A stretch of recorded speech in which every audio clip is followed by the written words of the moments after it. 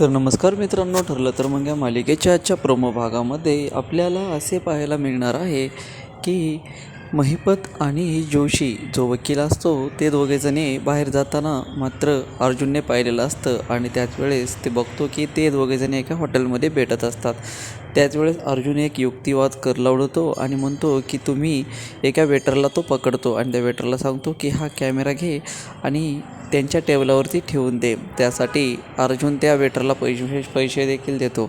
त्या प्रकारे तो वेटर त्या ठिकाणी कॅमेरा ठेवून देतो आणि त्यानंतर अर्जुन आणि सायली हे दोघेजणे मधुभाऊकडे जातात आणि मधुभाऊला म्हणतात की मधुभाऊ, आम्ही तुमच्यासाठी काहीतरी एक खूप महत्त्वाचा पुरावा घेऊन आलो आहेत.